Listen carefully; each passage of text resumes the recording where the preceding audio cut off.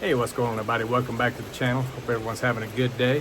As you can see, I got caught in the rain, so I had to run over here real quick and get in the dry for a minute. But it's just one of those good old rainy Fridays in the South. It's summertime, so that's what happens around here. But anyway, I was heading down to the shop, gonna take a look at a few knives, and got caught up in this. So figured I'd give it a minute, and hopefully it's gonna slow down, and so we can get down there and take a look at the knives. But anyway, guys. Hope everybody's having a great day. Like I said, thank you for joining Cutlery.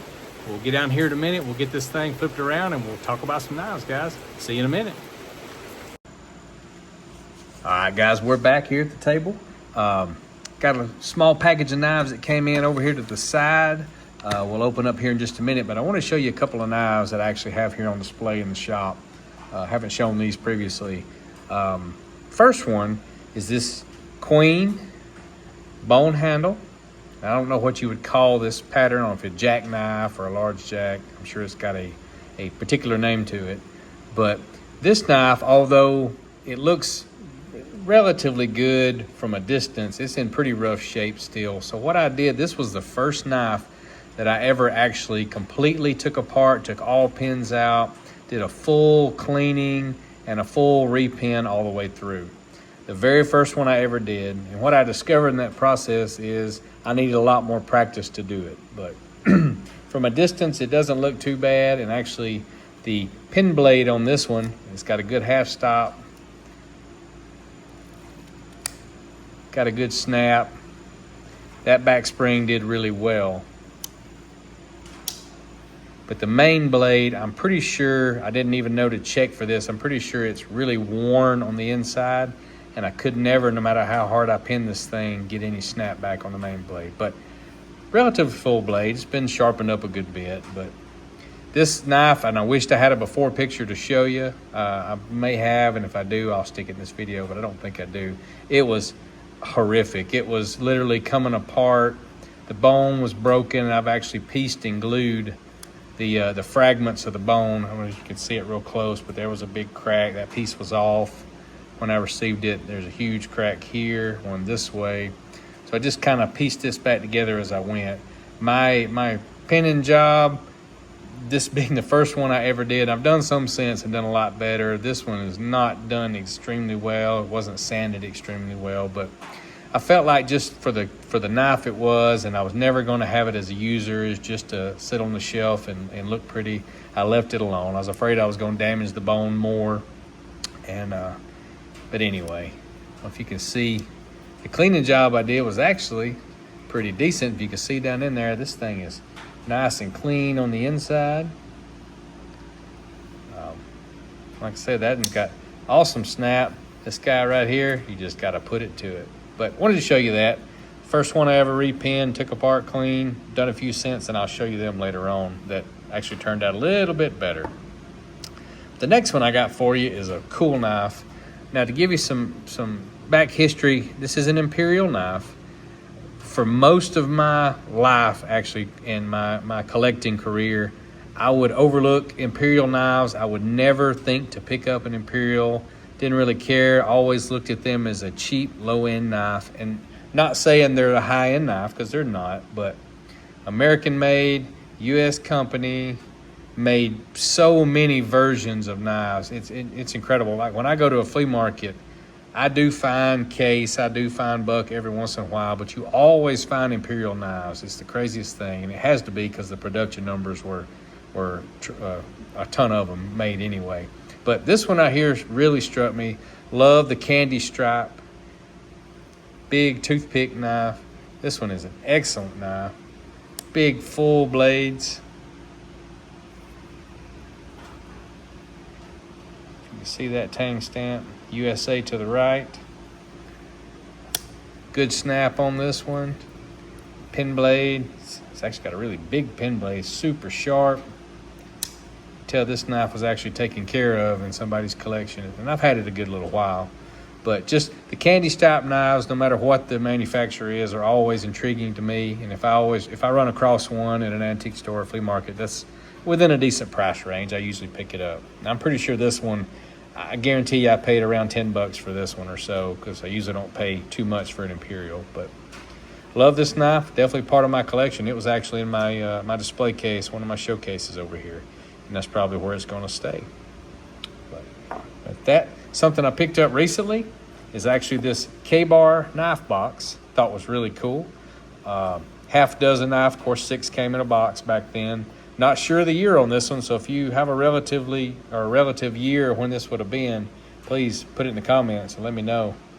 But I'm assuming also there's 3 different layers of sticker going on here, but I'm assuming that is the pattern number of knives that was in this. I haven't looked it up, but anyway, thought it was cool. It's always cool to have knife memorabilia and different things. Big 2-piece box, good shape, a little dirty, and it's definitely had something poking little holes through it, and you can see it coming from the inside out. So I'm not sure what was in this box gouging it at one time, but thought that was cool. That'll be as part of my bigger displays as well, especially on my K-bar knives. The last thing I was going to show you, I actually had a delivery today of knives that came in, and I haven't opened this bag yet, but this is how they came. And what's cool is the person that sold it to me, I threw in an extra knife. Who doesn't want an extra knife? Everybody loves extra knives, and I'm pretty sure it was this one with the rubber band on it. So, but we'll take a look at these right quick. We won't spend too much time on them. I kind of know what's here. Nothing super high end, but it's just a cool buy. And I'm pretty sure I gave $12 or $15 for this entire lot. So I like buying the knife lots like that. This first little pen knife here, little beady guy. It's like it's had a little bit of tip work and some sharpening on it. This is a Browning Japan. Browning number Z, I can't read that. Let's see. Is that a 0 or an 811 or a 011? I can't really tell. That Browning tang stamp. Japan. No snap on that main blade. Little 3-blade.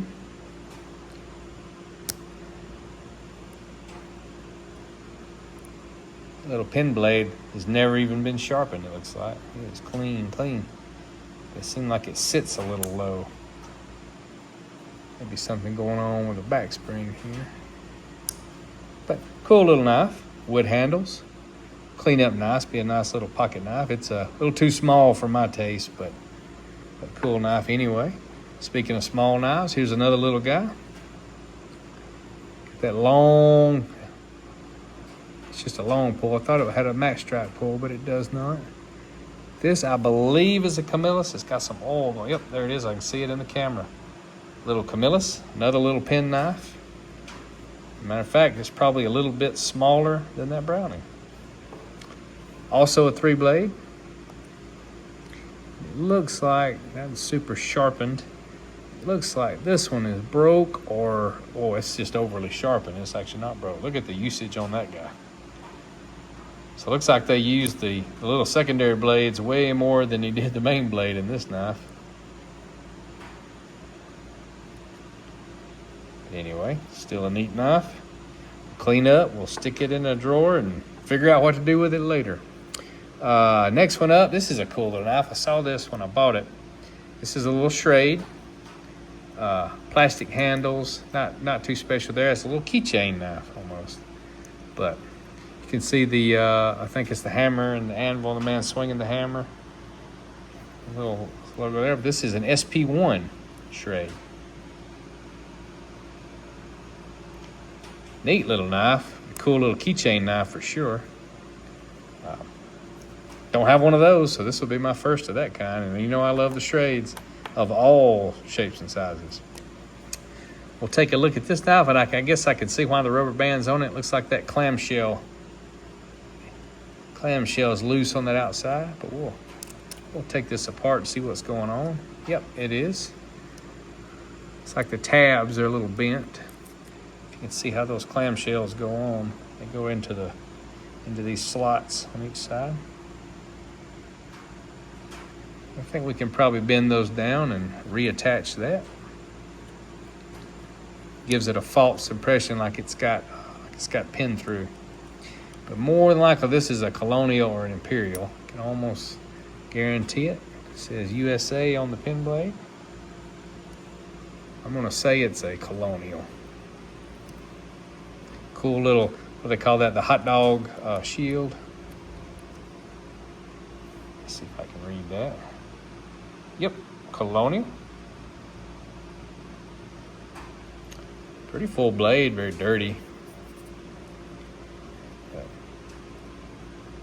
Good snap on him.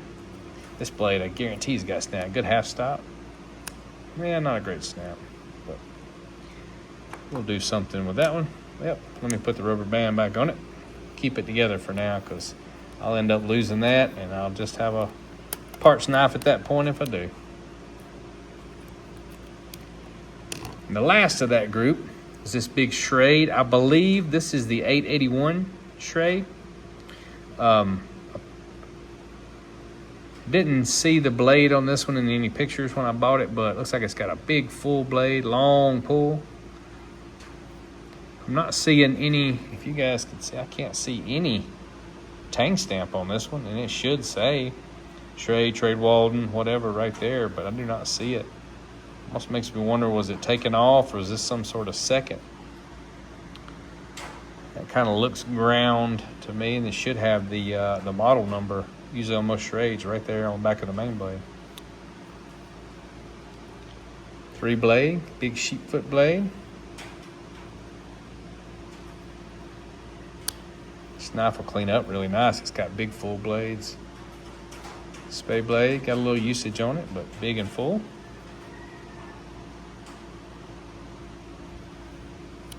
Very cool. I'm a big fan of the Schrades of this kind. Y'all saw my display a while back, and I've got a lot of these, so it'll go nice with the collection.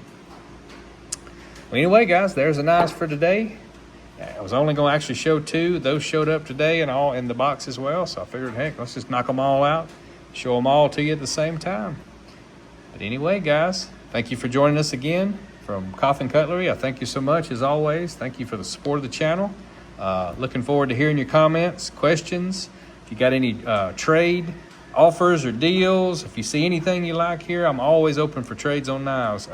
Email me at any time at coffinoutdoors@gmail.com.